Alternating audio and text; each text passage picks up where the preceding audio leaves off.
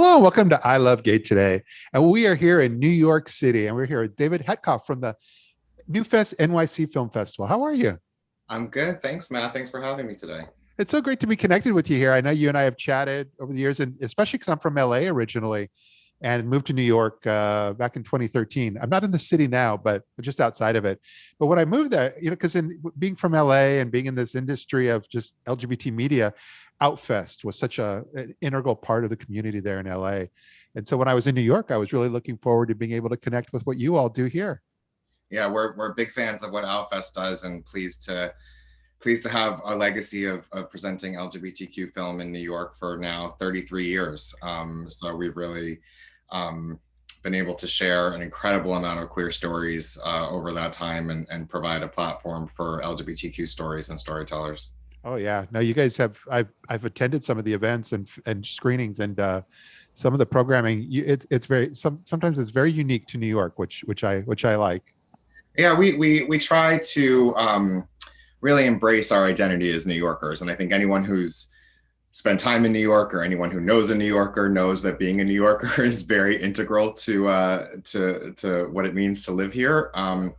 And because it's such an international city, because it's such an intersectional city, the LGBTQ community across the world, of course, is very diverse. But in New York, it's really it's every facet. And so we really try to use that in terms of the programming that we create, and also the space we create for people to be able to experience this programming. So it's very much a part of what we do. But this over this past year, you've had to adapt a bit for people weren't going to theaters anymore, even though things are starting to open up slowly. So, but how has that been for you guys? There's been a million challenges, which I'm sure you are very aware of, as is anyone listening to this. But there's also been surprising upside. The thing that we're missing, of course, is that very unique experience, that energetic experience of LGBTQ people in a space together. But what we've been able to do is make our content and the conversations that we have around our content available across the country and across the world. So it's really opened up an opportunity for people to engage with the stories and with the people who are making these stories in a different way. At our festival last year, we received a ton of feedback from people from Wyoming and Kentucky and Nebraska who were like, we didn't have access to events like this before. And, are you going to keep doing this? And so we've definitely made a commitment to maintain the virtual aspect of what we do, even as we start to move back to doing events in person, which we are eager and excited to get back together in person. Yeah, no, it's interesting, and not to overdo it here in this discussion, but I'm noticing from conversations that I've been having that as things start to open up, and that concept of new normal, none of us know exactly what that's going to look like, but we do know that some of the things you've learned over the last year being virtual, you probably, being able to reach whole new audiences and bring this kind of content to folks that didn't have access to it. It's I think it's going to take hold, and it's going to be part of the future of not only what you guys are doing, but what others are doing as well. I totally agree. And it's interesting. We're doing significantly more programming than we've ever done before. Yeah. And in part, that's because we have access to talent in a different way, because the seal has been broken, so to speak, on people participating in things without having to be there in person. Yeah. And so I don't see a way where we go back from this. Just 2 weeks ago, actually, we did an event called Queering the Canon BIPOC New York. And that was a new program for us. It was a weekend sort of mini festival. It was five films from the early to mid to late 90s, all made by BIPOC creators. We were able to have conversations with all the directors of those films, some of the cast of those films, and that program was available throughout the country. Wow. And so, if we had done that at a small independent theater here in New York, maybe we would have been able to accommodate 75, 100 people. As it was, a much larger audience was able to experience these films that we specifically curated because they had not received the attention that we think they should have when they first came out. And so stuff like that, we're just looking at programming and looking at what it means to develop an audience and to provide a community gathering space in a completely different way. Yeah. And now we get to do that sort of alongside what we've been doing for 30 plus years, which is have people, gather together in person. I love that. A stronger, more impactful presence by what you guys are doing.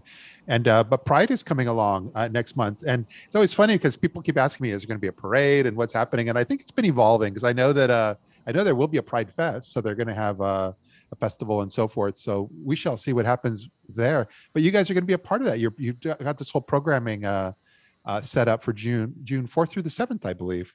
Exactly. Yep. June 4th to the 7th, we're calling it NewFest Pride. Yeah. And it's going to be 6 brand new films, a really fantastic selection of narratives and documentaries. We've got a couple foreign films, a couple that are set here in New York. So it's a really great mix of new films. Those will be available to watch virtually throughout the country. We're also going to be doing a reading of the screenplay of Legally Blonde, featuring an all queer and trans cast, and we're really excited about that. We did something like that at the festival this past fall for Brokeback Mountain with an all trans cast, and it was a big success.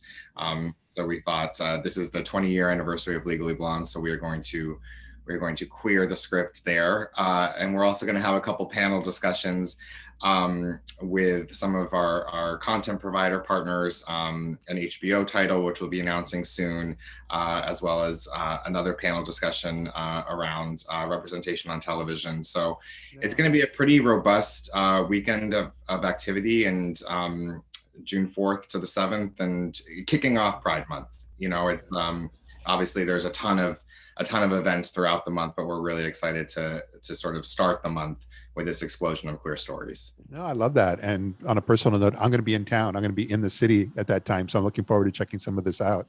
Absolutely.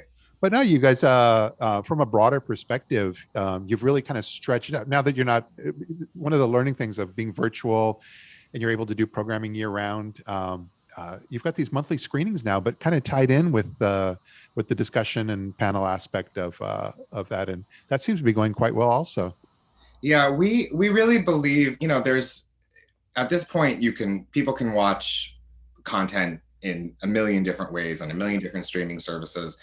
And so as a nonprofit and as an organization really dedicated to providing a platform for these stories, I'm trying to think of an instance where we haven't had a conversation tied to it, and I can't think of one. We always believe that there is a conversation to be had around a film or a television series that we're showing. And so whether that's with the people who made the film, or it's with, in fact, just yesterday, we did a screening for high school students with the New York City Department of Education, and we had a city council person in conversation with the manager of LGBTQ programs for the Department of Education in conversation. The film was The Life and Times of Harvey Milk. And so, there's always something that can be additive to the experience of watching a film. I think, being able to have a conversation.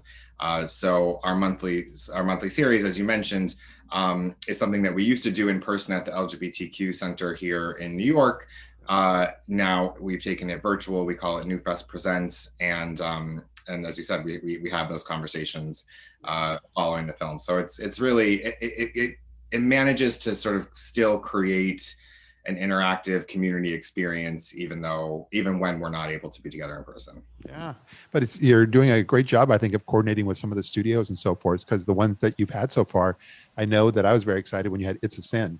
Yeah. And but also I'm revealing my age when I because that series spoke to me, even though it was based in London. That series really spoke to me. And you guys had some of their folks there in not only a screening but a discussion as well.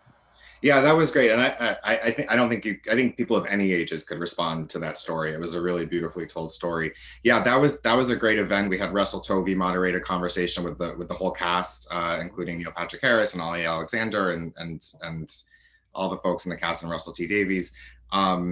We were able to do an event with the HBO Max series Veneno late last year with the creators and actors from that show.